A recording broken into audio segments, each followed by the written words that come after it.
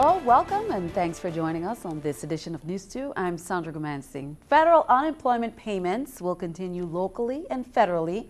Labor Commissioner Albert Bryan made the announcement last week after news that Congress had reached a deal to avoid financial uncertainty and then signed that deal. News 2's Erica Parsons has more on that story. A few weeks ago, labor officials said that December 29th would be the end of the Emergency Unemployment Compensation Program, or EUC, putting an end to payments that the territory's claimants and displaced Hovensa workers have been receiving. But Thursday, Labor Commissioner Albert Bryan Jr. announced an extension after Congress reached a deal to avert the fiscal cliff. The Extended Unemployment Benefit Program is for everybody nationwide that has exhausted their regular unemployment. If you've already gone through 4 tiers, then it means nothing to you. We call those people the 99 weekers. I think you've heard about them before. But the people who are in any tier of the unemployment, whether current, regular, 1, 2, or 3, will get that extension. If you're in 4, you get to finish off, and then that will be it. But it doesn't really add any extra benefits to the one that was already in progress. Congress signed the agreement this week that extends the emergency unemployment benefits, but Commissioner Bryan says those benefits won't last forever, so recipients need to ramp up their job searches and training opportunities. Many Hovensa claimants will exhaust their benefits by spring, and Bryan said the VI was very fortunate to get the extension. I think what we need to be cognizant of is that we will not get another extension. Come this year, at the end of this year, that will be it. So this is a time now to go out there and get your training. We have $8 million that was awarded to us by the National Emergency Grant for the Hovensa workers. But we also have about $500,000 set aside for other workers, dislocated workers who may be looking to train up. Bryan says in the agency's quest to get people working, this year they'll be focusing on veterans, people with disabilities, and also are incarcerated, trying to get back into the workplace, because you know one of the problems with us is in terms of crime is recidivism, and we have to look to how do we get those people back into the citizenry and become taxpayers again. Erica Parsons, News 2. Now, for more information on training, Commissioner Bryan urges residents to visit the labor offices, or you can go to www.vidol.gov and check out VIDOL Views, which has all the info plus its own built-in training. Well, in the midst of court hearings and various audits on the election system, the election staff are also in the process of moving to their new location, but that complicates things a bit for plaintiff Diane McGrath, who is trying to get documents through St. Thomas St. John Elections Board Chair Alicia Wells, documents that are based on testimony given at Friday's district court hearing. News 2's Erica Bivens has details. The St. Thomas St. John Elections Office has begun the moving process from their former location on Crystal Gata to their new spot above Banco Popular in Lockhart Gardens. But the moving process has complicated things a bit for Diane McGrath, the plaintiff in the lawsuit against the Board of Election District Chairs, Joint Boards, and Supervisor of Elections. McGrath says she emailed a letter Sunday to St. Thomas St. John Elections Board Chair Alicia Wells and hand-delivered a copy Monday to Deputy Supervisor Mabel Maduro, asking them to hand over several documents from the 2012 election. We'd like all the tally sheets from the count that are signed by all the talliers, any other documentation, the books, and I did request of her as well to submit all of this not only to herself, but as exhibits to the court. But at Friday's district court hearing, Wells stated those documents are packed up in boxes because of the move. She also told the judge it could take weeks before she could get to them. He's not waiting several weeks for these documents, and he was very in tune to that. Presently, as of midday today, I have not had a response from her whatsoever. News 2 reached out to Wells to see whether or not she received the letter, but calls were not returned by news time. However, McGrath says these documents are crucial to their case in court. The documents are very important because of the fact they're inconsistent with the records that we have. The certification numbers does not add up to what they have printed through and certified. These documents are very relative to proving that, and she needs to be able to get that submitted ASAP.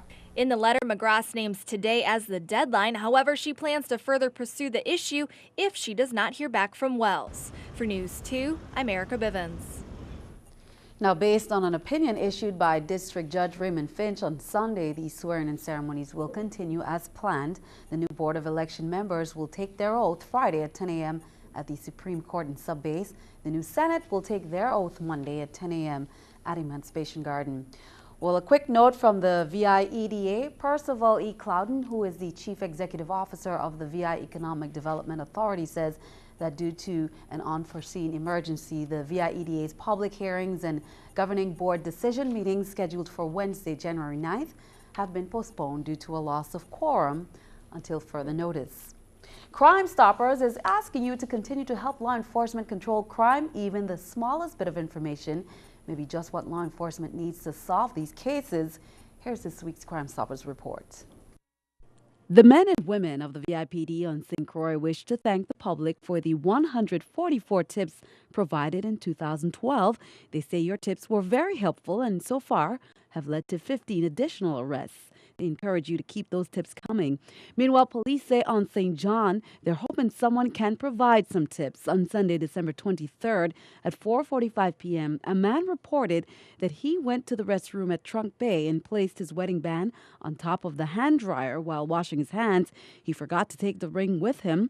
When he remembered shortly after, he ran back in to get it, but it had been taken. The wedding band is white and yellow gold with 5 small diamonds in the white gold portion.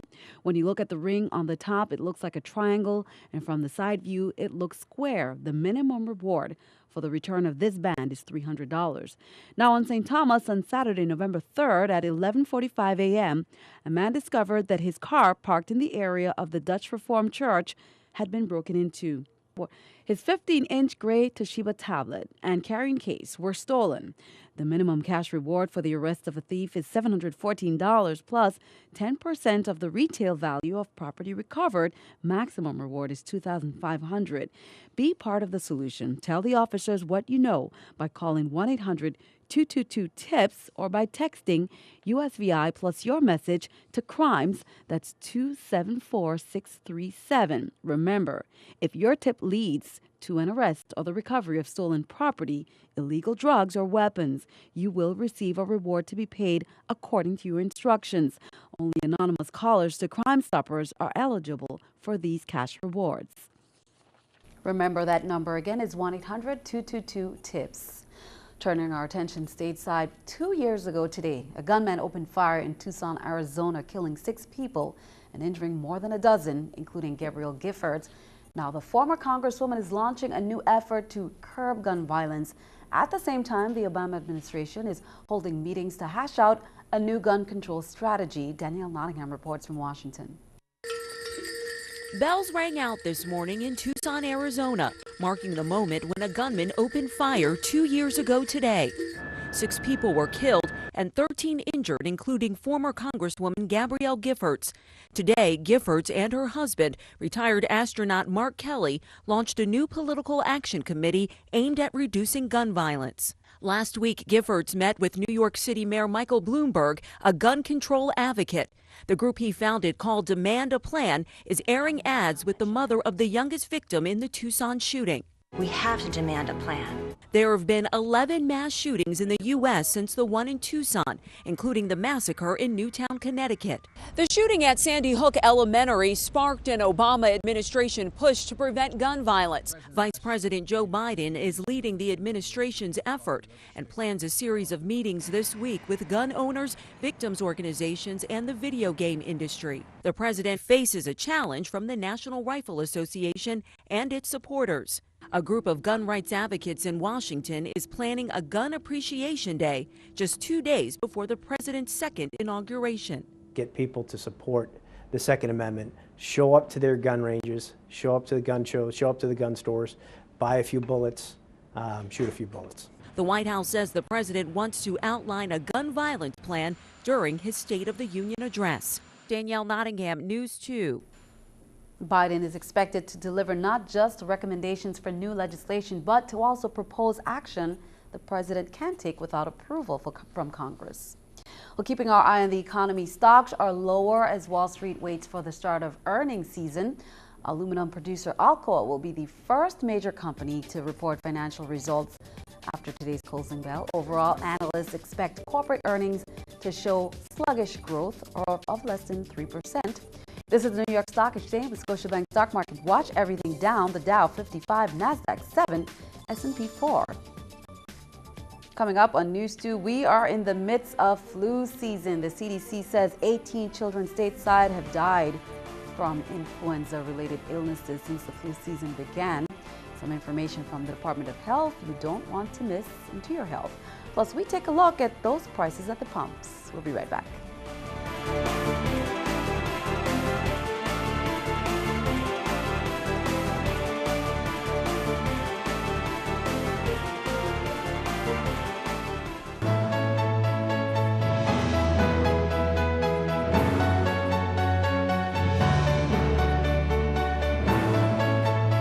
The price at the pump will be going up. According to the Daily News, Hovensa's wholesale price of gasoline is going up effective today. The fuel company's rack rates increased by 5 cents per gallon for regular gasoline. For premium gas, the rates increased by 18 cents per gallon.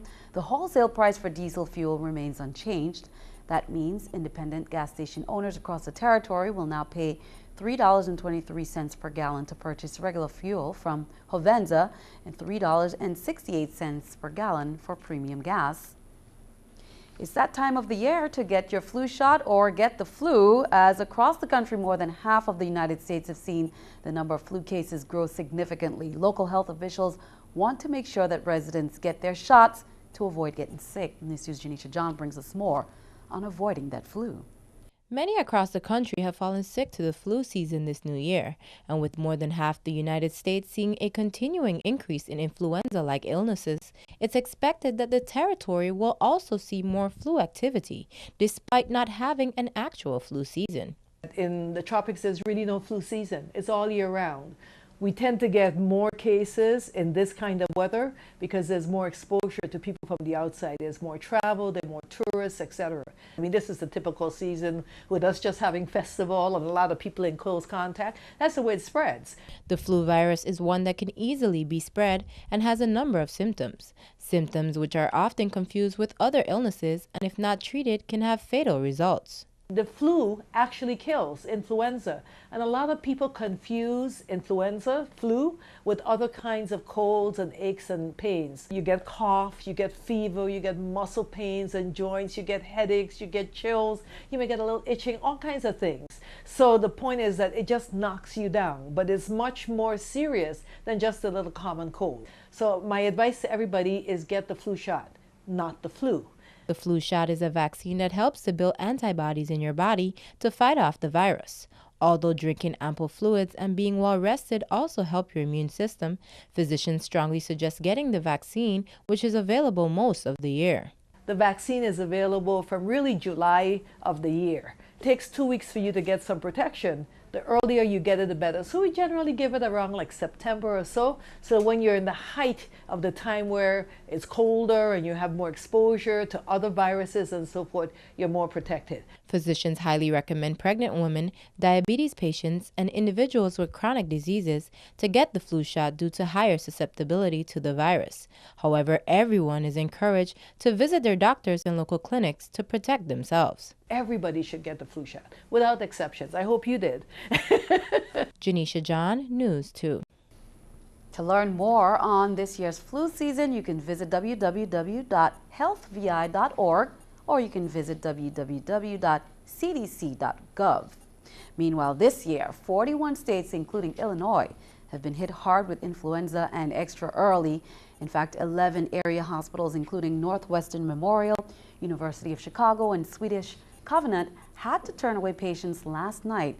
And this morning, doctors say they noticed a mutation in the flu virus, H3N2 virus, and its mutated gene. And people haven't seen this virus, so don't have the immunity to it just yet.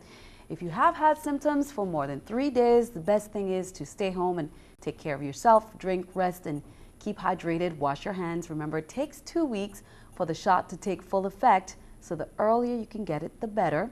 The shot doesn't guarantee you won't get the flu, but doctors say they are about 60% effective. Well, after many hours of colorful troops, flutes, and unique entries in this year's Christian Christmas Festival parades, judges selected the best of the best to take home top honors. For the children's parade, Ricardo Richards won Best Floop and Multijumbis, and Solid Elements won Best Troupe. St. Croix Majorettes won Best Majorettes, and Elena Christian won Best Masqueraders and Steel Orchestra. For the adults parade, top honors went to Gentlemen of Jones and Waste Management for Best Floops, Simply Sophisticated, Lockhart and Associates and J&J Fun Troupe for Best Troops. Best Majorettes went to St. Croix Majorettes. Visiting entry awards went to Sebastian Majorettes and Shaka Zulu, Guardians of Culture, West End Masqueraders, and Rising Stars also won in their category. And judges awarded Fusion Band as the 4-time Road March champions with the song We Want Jam. Also awarding the Styly Bands Pick It Up as the People's Choice. Congratulations goes out to all of this year's winners. Well, the biggest business networking event was held last Friday. First Friday's turnout was grand.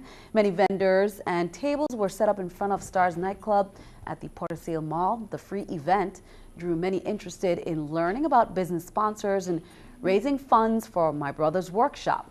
The event includes food, music, raffles, and an opportunity to network. So mark it on your calendar. The next First Friday event will be held on Friday, February 1st at Core World to raise funds for the Smith Bay Action Group. Stick around, your News 2 AccuWeather forecast is coming up next.